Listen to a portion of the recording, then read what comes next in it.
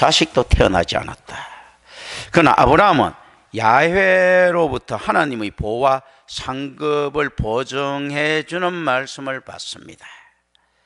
이제 요 배경 속에서 우리가 1절 봅니다. 여호와의 말씀이 임하여 라고 했을 때요, 이것은 전형적으로 선지자들에게 임한 계시를 소개하는 문구입니다.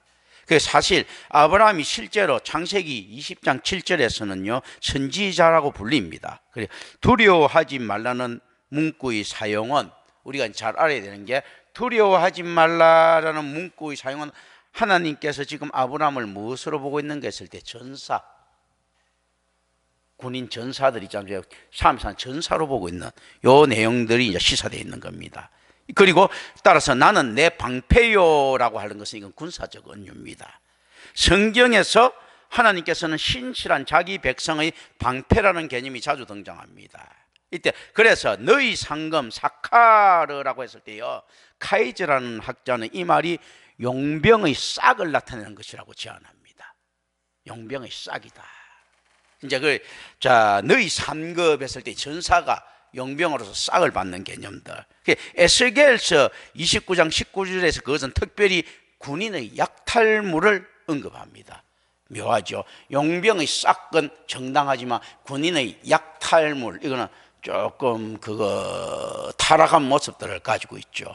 그래서 실제 우리가 하나님 앞에 순종한다고 했을 때요, 사실은 싹의 개념은 굉장히 위험한데, 히브리 사람들은 공로의 개념을 가지고 갔을 때 이 싹을, 마땅한 싹을 받을 수 있다는 개념. 그런데 바울은 이야기를 하죠. 로마서를 통해 가지고 너희들 일을 한 게 있으면 싹을 주겠는데 너희들 구원에 대해서 너희들 일한 게 없기 때문에 싹은 없다, 은혜밖에 없다라고 이야기를 하죠. 그런데 어쨌든 이 싹의 개념이라고 할 때 용병의 싹, 너희 상급은 싹의 개념인데 이걸 잘못하면 어떻게 됩니까? 약탈물처럼 됩니다. 이게 참 묘한 것이요. 이게 싹이라면 정당해 보이는데 군인들이 약탈물. 그래서 우리가 목회를 하든지 이것도 마찬가지예요. 자, 올바른 헌금인가, 그렇지 않으면 사기를 쳐서 일반 양들을 약탈하려고 하는 행위들인가, 일이나 늑대 떼들이 양들을 약탈하려고 하는 행위들인가, 양들에게 정확한 보호를 해주고 난 다음에 우유를 받는다든지 털을 깎아서 받는다든지 이걸 하겠는가, 요 안에 그 개념들은 다 좀 닮아 있습니다. 어쨌든 너희 상급, 용병의 샥을 나타낸 것이라고 윌트 카이저 주니어는 이야기를 합니다. 그런데 이제 에스겔서에서는 이것은 특별히 군인의 약탈물이 언급되어 있다. 이걸 좀 생각을 좀 합니다. 그리고 2절을 봅니다. 주 여호와, 이게 이제 아도나이라고 있지 않습니까? 우리가 이야기할 수 있는 건데는 중보기도를 드릴 때 하나님을 부르는 독특한 형태입니다. 우리가 아도나이 하면 중보기도를 드릴 때 아도나이의 전통적인 해석은 나의 야훼예요. 그래, 일부 학자들은 이 말이 모든 것의 야훼신 주라는 뜻이라고 주장합니다. 모든 것이 야훼신 주이다라는 거. 나의 야훼 아도나이. 무엇을 내게 주시려 하나이까? 나는 자식이 없사오니라는 말은 아브라함의 불만에 대한 실체가 나타나고 있는 겁니다. 아브라함이 무자하다는 말은요, 레위기 20장 20절부터 21절과 에레미야 22절 30절에서도 나타납니다. 거기서 이것은 신에 의한 형벌을 가리키고 있습니다. 무자하다는 건 신에 의한 형벌이다. 이때 아브라함의 상황은 하나님의 축복을 받아 생육하고 번성하게 된다는 창세기 상사뿐만 아니라 이미 그에게 약속되었던 명확한 보증들과 상반되고 있습니다. 무자하다.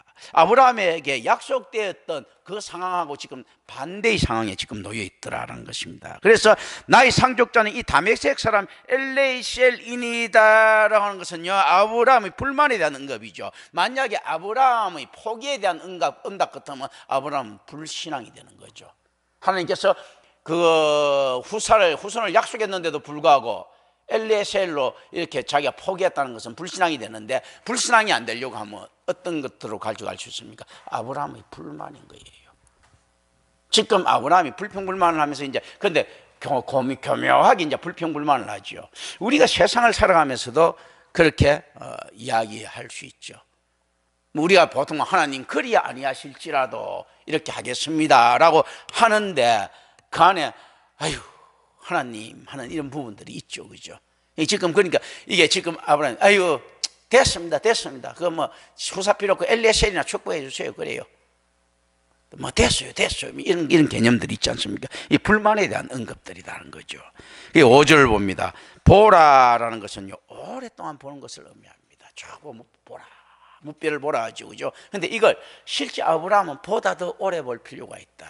그래 고든 내양 같은 학자들은 오경의 내용은 무엇입니까? 했을 때 기다림이라고 하죠, 그죠? 그러니까 실제 오랫동안 보는 것은 하나를 오래 보는 것도 있을 수가 있지만 이런 거 보일 수가 있죠. 지 눈에 지금 안 보여요. 근데 있어. 멀리 있으면 잘 안 보이지, 그죠? 멀리 있는 것이 있다 말이야.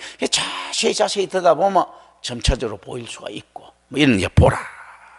아브라함은 지금 보라고 했으니까 보이는 건데, 자기가 보지 못하는 이런 형태를 가지고 있을 수가 있습니다. 보라. 근데 자식, 이제 뭐 자식이 저거 말입니까? 저거 정 같은 거 저거 뭐 이런 거 있을 수가 있죠. 근데 잘 안 보이는 거예요, 그죠? 보라. 근데 이제 보이는 거, 이 보라는 안 보이는 걸 보라 하나님께서 하실 이유가 없는 거죠. 그러니까 아브라함, 니도 보이지 않느냐라는 거죠. 이게 이 실질적으로 아브라함의 약속에서는 아브라함이 하나님을 믿고 갈대아 우르를 떠나왔을 때는 무엇을 받겠습니까? 하나님 은혜를 받았어요, 그죠? 그러니까 하나님이 뻥 안 치신다는 걸 아는 거예요. 안 보이냐? 너도 보인다. 자세히 봐라. 보이는 거예요, 아브라함이. 그러면서도 깝깝한 부분들이 있습니다. 그래서 아브라함의 복이라는 것은 어떻는가 하면요, 그의 영원한 유산인 언약의 형태로 받았다. 언약으로 받는 겁니다. 그래서 실제 옛 언약, 새 언약, New Covenant, Old Covenant, 또 New Testament, Old Testament, 이게 신약 구약이죠, 그죠? 우리는 그러면 어디에서 영적인 축복을 받느냐 할지 언약의 성경의 형태로, 특별 계신 성경 언약으로 이렇게 받는 겁니다. 영원한 유산이 언약의 형태로 받다. 그리고 6절 봅니다. 하나님께서 그의 자손의 크기에 대해서 말씀하시자 아브라함은 하나님 말씀을 믿습니다. 그리고 이것이요 무엇이 됩니까? 언약 비준의 전제가 됩니다. 이게 중요한 거예요. 언약 비준의 전제가 되는데 이 전제가 뭔가 할 때 믿는다는 거예요. 믿음은 구약 성경 전반에 걸쳐 하나님의 계시에 대한 올바른 응답으로 전제됩니다. 그래서 어떤가 우리가 믿음으로 구원 얻는다. 오직 믿음이라고 하죠. 믿음이 있어야 언약 비준의 전제가 된다. 여호와께서 이를 그의 의로 여기시고라고 인정된 의라는 것은 뭔가 하면요, 축복의 근거가 됩니다.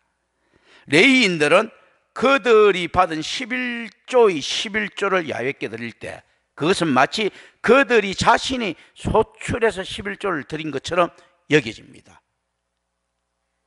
아이고 목사가 11조를 드려야 됩니까? 그러니까 레위인들은요, 자기가 받은 11조를 드릴 때 자기가 자기 소출을 자기 소출에서 11조 드린 것처럼 드려집니다. 민수기 18장 27절 30절이 나와 있는 내용들이에요. 아브라함의 믿음을 의로 여겼다는 이 진술의 배에는 제의적인 배경이 있다라고 생각해야 됩니다. 이게 여호와께서 이를 그의 의로 여기시고, 그렇다면 이게 하나님께 받은 것 중에 이 소출에서 10분의 1을 내놓는 개념들이 들어가 있습니다. 이런 부분들. 제사장들은 희생제사를 통해 그것들을 의롭다고 선언할 수 있었습니다. 에스겔서 18장 9절요. 구약에서 믿음은 약속들을 믿는 것과 명령들에 순종하는 것 둘 다 의미합니다. 약속들을 믿는 것과 순종하는 것, 이게 믿음이에요, 구약에서. 그래서 실질적으로 어떻습니까? 믿음으로 구원을 얻는데 그 믿음 그 행위로 안다라는 이 개념들 같이 들어가 있는 거죠. 이 믿음과 순종이 같이 들어가 있습니다. 법적 문맥들에서 의인은 재판관에 의해 무죄 판결을 받는 사람들, 하차디크라고 합니다. 하차디크. 의인은 재판관에 의해 무죄 판결을 받는 사람, 이 사람들이 의인이라는 거예요. 하나님 법정에 땅땅땅. 우리가 그래서 이게 이 칭의 개념이 뭡니까? 법정 개념이에요. 재판 판결 개념이거든요. 따라서 영적인 의인은 하나님에 의해 무죄하다고 인정받는 사람들, 하나님에 의해 구원받은 사람들이에요. 누가 있습니까? 노아가. 개판이지만 노아가 그런 거죠. 하나님에 의해서 구원받는 사람들, 무죄하다고 인정받는 사람들이에요. 그래서 따라서 아브라함의 믿음과 언어는 모든 자손이 따라야 할 모델로 제시되고 있습니다. 예수님이 우리 믿음의 모범자시죠. 그러니까 이런 의미에서 아브라함이 모형론적 구약의 성질을 가지고 있습니다. 아브라함의 믿음과는 모든 자손이 따라야 할 모델이다. 그리고 7절을 봅니다. 하나님의 약속을 인하여 아브라함의 삶이 이스라엘의 역사를 예시한다. 하나님과 언약 관계에 있는 아브라함은 일종의 제사장으로 나타납니다. 이 특징은 모세에게서 다시 나타납니다. 제사장의 나라, 언약 백성, 언약 국가. 제사장의 나라, 언약 국가, 언약 백성. 언약 백성, 언약 국가, 이런 것들이 이제 나타나는 겁니다. 그래서 8절을 봅니다. 표징을 보여달라는 아브라함의 요구가 불신앙이나 모순됨을 함축하는 것은 아닙니다. 오히려 제공된 표징을 거부하는 것이 믿음의 결여를 의미할 수도 있습니다. 표징을 의미하는 아브라함의 요구가 불신앙이 아니더라는 거죠. 그렇다면 우리가 표적을 어떻게 요구합니까? 안 보고 믿는 자가 더 복이 있는데요 했을 때요, 실질적으로 표적을 봐도 못 믿는 상황이 있죠. 올바른 선지자가 얼마나 중요한가 하면요, 올바른 선지자가 정인으로 서 있습니까? 안 서 있습니까? 정인이죠. 그러면 김경천 목사가 하나님의 은혜를 받은 올바른 선지자라면 내 자신이 표징이에요. 정인은 그 자체로 증거물이에요.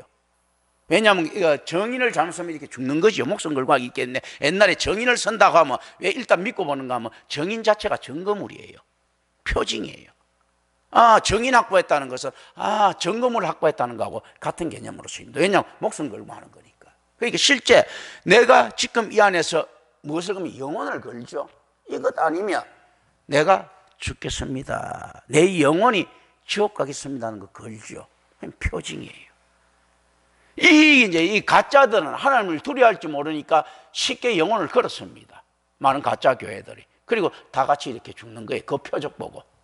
엉터리 목사들 표적을 보고 이제 다 같이 죽는 겁니다. 그런데 그 사람들은 실제로 그러면 왜 다 같이 죽는가 했을 때 하나님에 대한 두려움이 없기 때문에 표징에 대한 두려움이 없는 거예요. 그런데 이 표징이 정인이 되려고 하면 뭔가를 맞아야 될 것 아닙니까?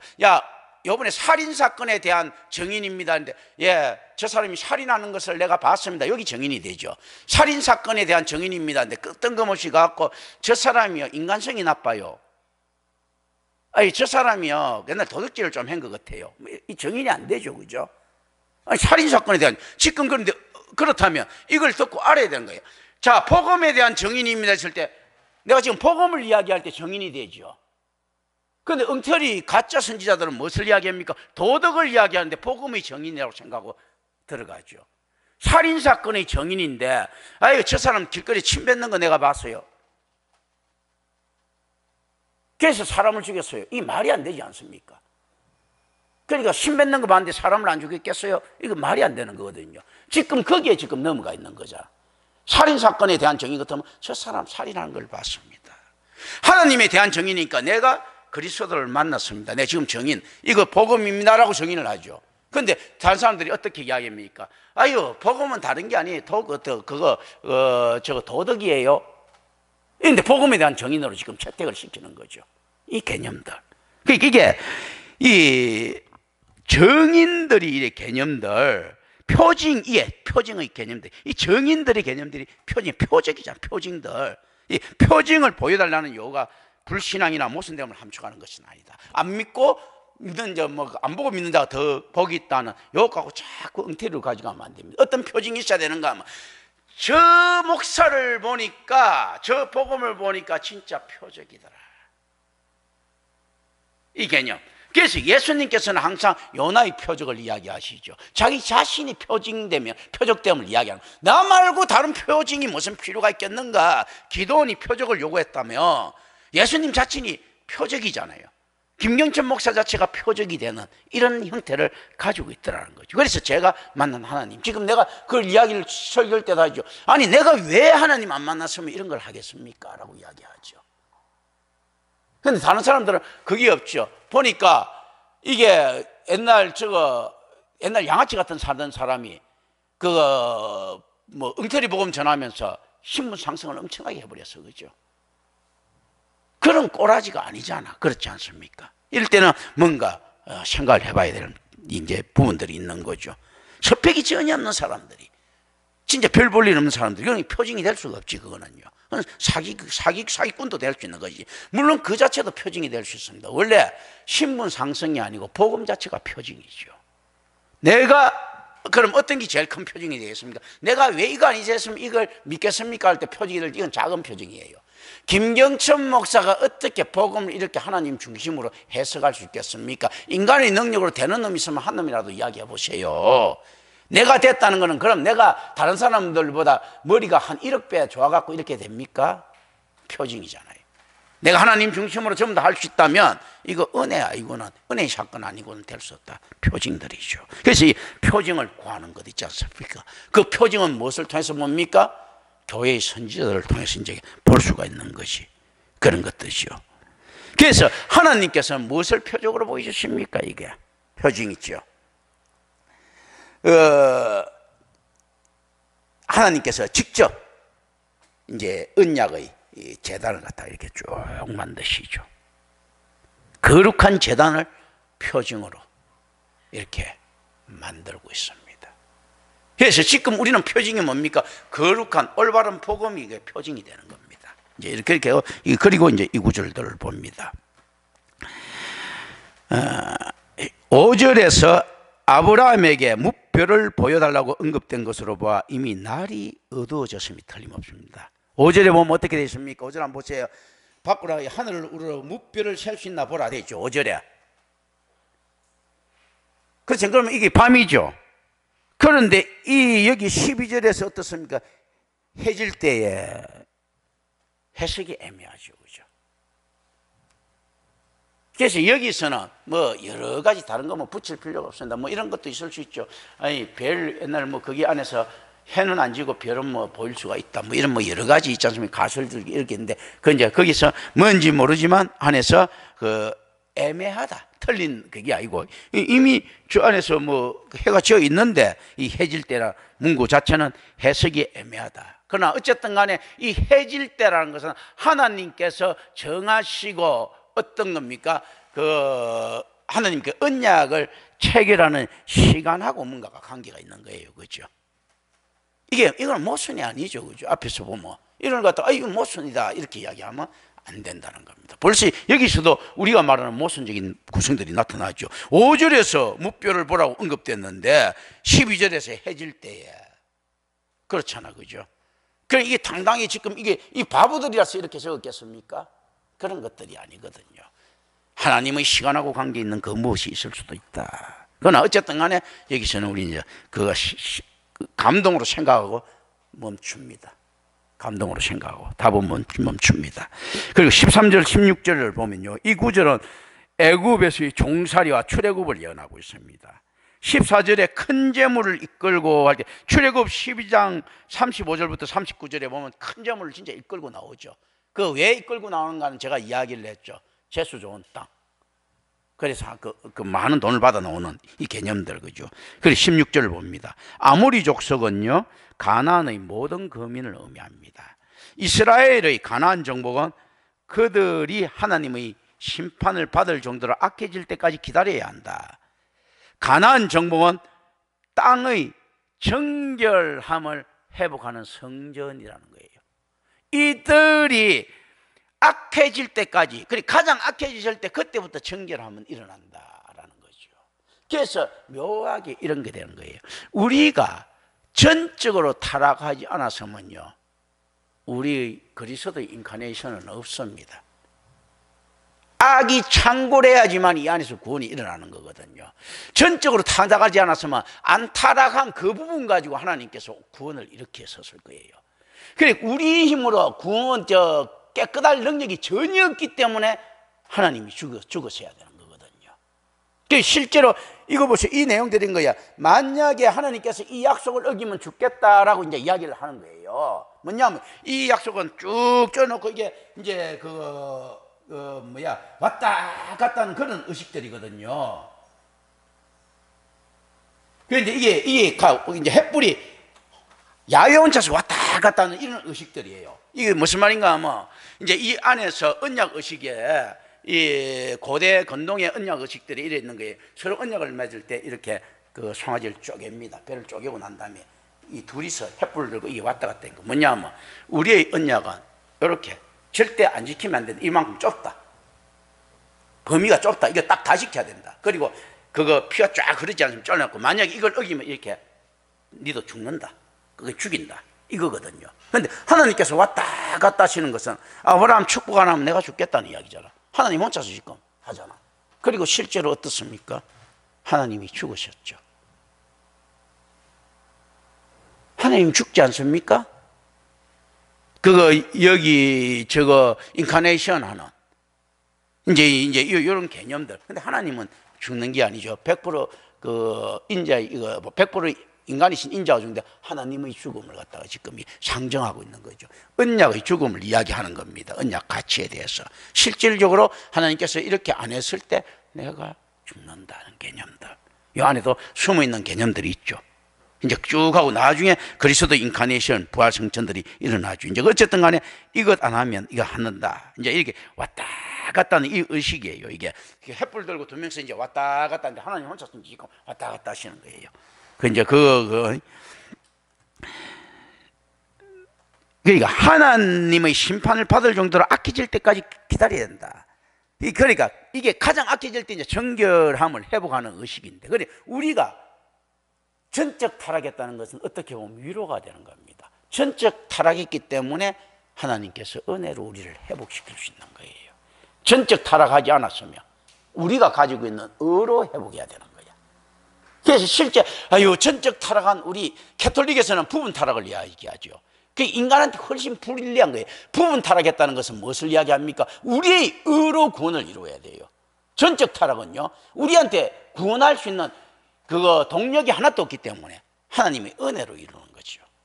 이런 개념들. 그래서 사실 전적 타락이 가장 악한 형태이기는 하지만요, 전적 타락이 우리 구원의 위로가 된다. 그게 참 묘한 거 있죠. 그러니까 이 가나안 땅이 완전히 악해질 때까지 기다리고 정결릇이. 그래서 성전, 거룩한 전쟁인 거예요. 성전할 때 전투, 그죠? 이 전투할 때 약속은 온전한 정의가 동반될 때 성취될 수 있다라는 겁니다. 올바른 정의라는 건 명분이 있어야 되는 거예요. 하나님께서 할 때도 조금이라도 가나안 땅이 덜 타락했으면 하나님께서 이 땅을 포기하시면 안 되는 거예요. 왜냐하면 오래 참으시는 하나님이기 때문에. 완전히 가능성이 없었을 때 이스라엘한테 넘겨줄 수 있는 겁니다. 이런 개념들. 자, 이때 왜 이스라엘한테 넘겨주는 것들 이제 나중에 돼서 나오는 이야기들이지만 이런 것들이죠. 자, 모든 가나안 족속들이 타락을 해서, 그래서 하나님께서 다 이것들 징벌시켜라. 이제 이놈들 다 쫓아보내라. 근데 타락하지 않은 민족이 하나 있는데 누구야? 이스라엘 사람이요. 야, 이스라엘은 뭐 애굽에 있는데 무슨 소리 하는 거야? 이제 예수님하고 대화를 한다고 볼 때요.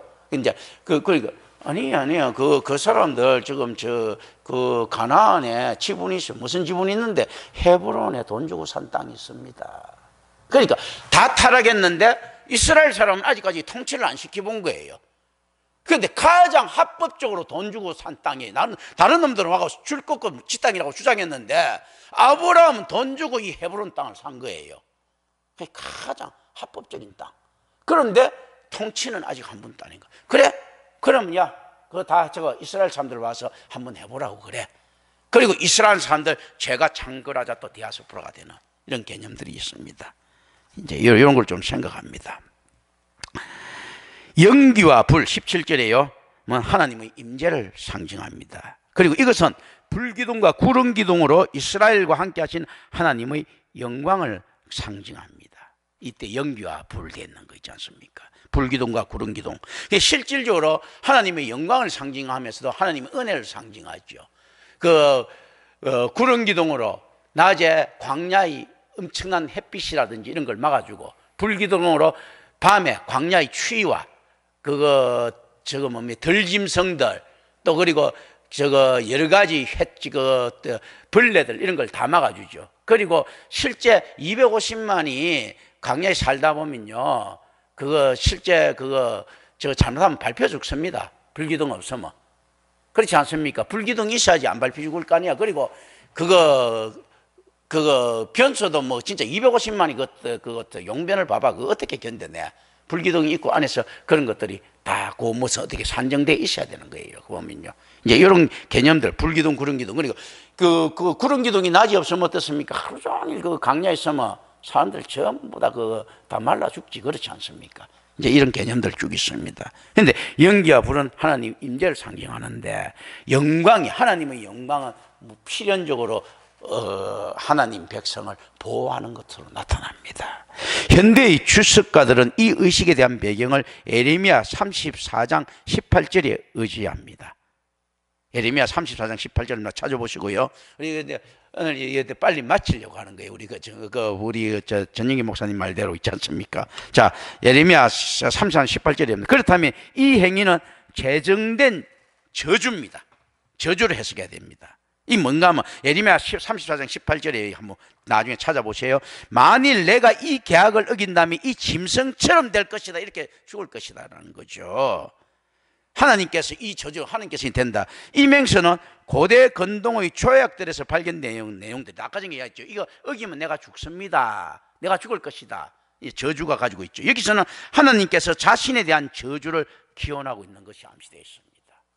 이게 잘못됐을 때 누가 저주받는 가 할 때 반드시 죽으리라 누가 기원합니까? 하나님께서 기원하는 거예요. 누굴요? 이게 잘못되면 하나님이 죽는다. 하나님이 저주하는 거예요. 하나님은 묘하게 예수 그리스도께서 십자가에 매달렸죠. 나무에 달린 자마다 다 저주받은 자들이죠. 하나님께서 저주를 선포한 그 나무에 그리스도가 매달리는 이런 형태 뭔가를 가지고 있는 겁니다. 하나님께서 하나님을 저주하는 형태죠. 이제 상징을 우리가 좀 생각합니다. 제사에 쓰인 음식들, 이스라엘 또는 이스라엘의 제사장적 지도자들 이 생각합니다. 먹이에 달리드는 새, 부정한 민족, 이방인들, 또 아마도 애굽을 나타내는 것일 수가 있습니다. 모세가 이렇게 적었을 때나 또 새들을 쫓는 아브라함의 행동은요, 그가 이방 공격자들에게서 자기 자손을 지키는 것을 의미할 수 있습니다. 애굽으로부터 그의 자손을 구원할 것이라는 이런 예견들. 그 실제 그 10가지 재앙 통해서 이렇게 하죠. 쪼개놓은 짐승들이 이스라엘을 나타낸다면 이 행동은 자기 백성과 더불어 행하시는 하나님을 묘사하는 것일 수도 있다. 광야에서의 돌봄, 내가 너희 하나님이 될 것이라는 언약적 약속의 성취, 이런 것들이 둘 다 가능하죠. 이제 이거는 이제 상징으로서요. 그 18절에 보면 언약이 씌워집니다. 이 계약은 편무적이다. 바인벨트라는 학자는요, 이런 형태와 가장 유사한 고대의 계약은요, 충성스러운 신하들에게 왕실 토지를 하사하는 것이라고 주장합니다. 우리도 있죠. 굉장히 공신들한테 토지들을 하사하죠. 그리고 일반적으로 하사된 토지는요, 하사받은 사람과 그의 후손들에게 영구히 속합니다. 실제 이제 이렇게 됐을 때, 그러면 이 영원한 토지라고 하는 이 개념은, 자, 우리가 새하늘과 새 땅은 영원히 우리의 터전으로 제공되는 겁니다. 그러니까 성도라고 하는 공신들에게 그리스도가 우리에게 제공하는, 상속할 수 있는 이 터전, 이런 것, 이거 있지 않습니까? 새하늘과 새 땅 개념들이 여기 숨어 있다. 이렇게 볼 수 있습니다. 기도합니다. 은혜로우신 아버지 하나님 감사합니다. 우리 주 예수 그리스도 이름으로 기도드립니다. 아멘.